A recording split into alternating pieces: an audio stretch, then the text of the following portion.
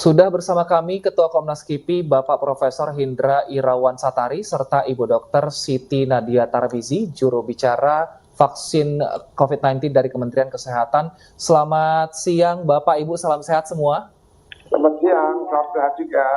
Baik, ini AstraZeneca ini ternyata setelah kejadian yang di Manado, Sulawesi Selatan, banyak lansia khususnya yang takut untuk disuntik. Saya ke Ibu Nadia Tarmizi dulu, sebenarnya seperti apa sosialisasinya agar masyarakat ke depannya tidak takut dengan vaksin AstraZeneca ini?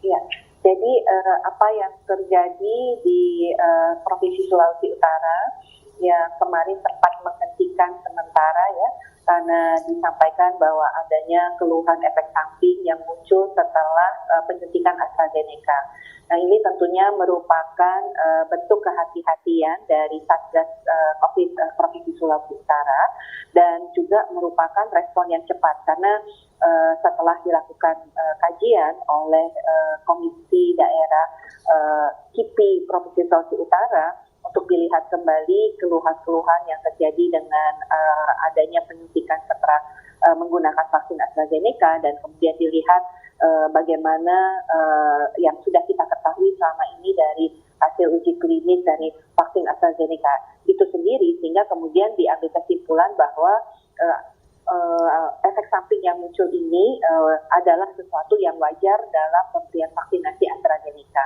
Dan kita ketahui bahwa proses vaksinasi itu sejak kemarin sudah langsung dimulai kembali.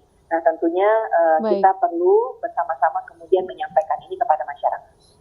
Saya ke Pak Hindra, untuk efek samping dari AstraZeneca ini apakah memang ringan atau punya efek tertentu jika disuntikan kepada masyarakat?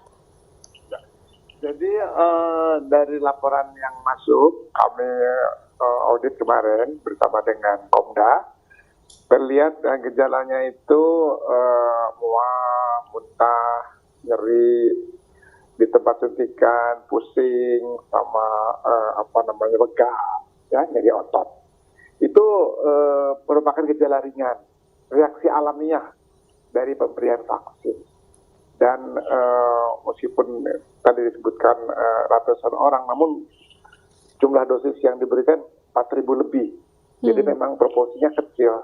Dan itu lebih rendah malah dari proporsi yang dilaporkan di fase 1, fase 2, fase 3. Jadi gejalanya ringan, sembuh tanpa dan dengan pengobatan, dan tidak ada lagi yang sakit dari laporan-laporan yang masuk tersebut. Baik, Pak Hindra, berarti bisa dikatakan dalam jangka panjang tidak memiliki efek yang berbahaya untuk tubuh?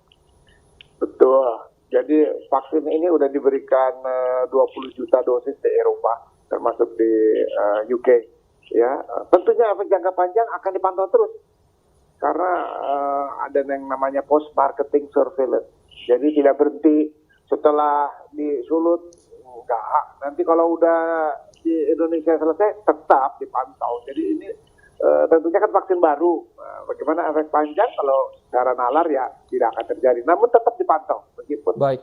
Demikian itu pemantauan merupakan suatu memang regulasi. Ya, dari pharmacovigilance, keselamatan obat, keselamatan vaksin itu udah baku. Seluruh negara di dunia melakukannya, termasuk di Indonesia. Baik, Dr. Siti Nadia, lalu bagaimana pemantauan dari Kementerian Kesehatan agar hal ini jika pun terjadi bisa langsung segera diminimalisir dampak dan juga efeknya, Bu, sehingga tidak membuat warga takut? Ya, tentunya dengan kita kemudian meneruskan kembali ya proses vaksinasi ini dan tentunya ini juga merupakan nanti salah satu ya bukti bahwa efek samping daripada AstraZeneca ini sudah tertangani dan tidak perlu ditakutkan oleh masyarakat ya. Dan yang kedua adalah tentunya Satgas khususnya Provinsi Sulawesi Utara ini juga akan menyampaikan dan mensosialisasikan dan menjelaskan tentang kondisi ini. Tetapi kita juga memahami bahwa vaksin AstraZeneca ini kan juga kita distribusikan ke provinsi lain ya, terutama seperti misalnya Jawa Timur dan Bali dengan jumlah yang lebih besar. Dan sampai saat ini kejadian yang seperti dilaporkan itu juga ditemukan, tetapi tidak sampai kemudian dihentikan ya pemberian vaksin AstraZeneca-nya. Jadi kalau kita lihat tadi betul yang disampaikan oleh Prof. Hindra bahwa sudah 20 ketika orang mendapatkan vaksin, dan kita juga harus melihat bahwa reaksi yang muncul ini juga adalah reaksi sebagai respon tubuh kita terhadap vaksin yang diberikan. Baik, lalu bagaimana Kementerian Kesehatan ini menjawab keraguan masyarakat yang hingga saat ini masih takut kalau untuk AstraZeneca sendiri? Ya, saya rasa ITAGI dan Komnas KIPI sendiri sudah menyatakan ya bahwa vaksin ini aman. Yang kedua, tentunya mekanisme monitoring yang kita miliki termasuk terkait dengan penanganan kejadian ikutan pasca imunisasi dan juga monitoring yang dilakukan oleh Badan POM terkait tadi yang disampaikan oleh Pak Vina adalah post-marketing surveillance-nya. Dan kami tentunya tetap memantau ya kejadian efek samping ini dan terus berkoordinasi dengan daerah supaya selain tentunya kita memberikan rasa aman dan juga mensosialisasikan kepada masyarakat tentang AstraZeneca, kita juga menyiapkan mungkin beberapa obat ya seperti untuk mengantisipasi ya. Kalau misalnya keluhannya memang dirasakan demam, bisa atau meminum obat penurun panas dulu seperti itu untuk nanti kalau memang dirasakan keluhan ini semakin berat atau semakin tidak nyaman untuk orang yang menerima vaksin AstraZeneca ini.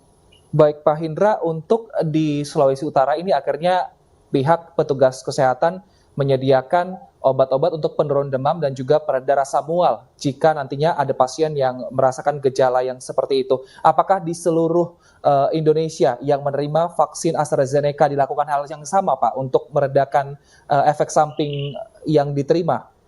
Ya. Terima kasih pertanyaannya. Ini pertanyaan bagus sekali karena tadi telah disampaikan oleh Dr. Nadia ya bahwa vaksin ini bukan hanya diberikan di Sulawesi Utara, di Jawa Timur dan di Bali pun demikian, bahkan di Jawa Tengah juga ada di beberapa tempat. Jadi memang tiap daerah mempunyai karakteristik yang berbeda-beda, ya. Jadi dan mempunyai persiapan yang berbeda-beda, dan juga ya kesiapan juga masing-masing berbeda, sehingga memang perlu setelah kami telaah juga barangkali memang perlu tiap-tiap daerah itu mempunyai kearifan lokal yang bisa diaplikasikan, ya. Kalau memang perlu pemberian obat, tidak ada masalah. Kalau itu menenteramkan masyarakat, itu membahagiakan masyarakat, menambah kepercayaan masyarakat, silakan saja. Kalau memang masyarakatnya sudah siap, ya mungkin tidak perlu. Tapi memang menurut saya informasi yang menenangkan, informasi yang sejuk, informasi yang jelas, informasi yang transparan itu dibutuhkan oleh masyarakat. Jadi saya titip itu aja supaya kita semua menjernihkan suasana ini. Oke, terima kasih Profesor Hindra dan juga Dr. Siti Nadia yang sudah berbincang dan berikan informasi dan menegaskan pula ya bahwa AstraZeneca ini aman disuntikan kepada masyarakat. Terima kasih sudah bergabung di News Siang.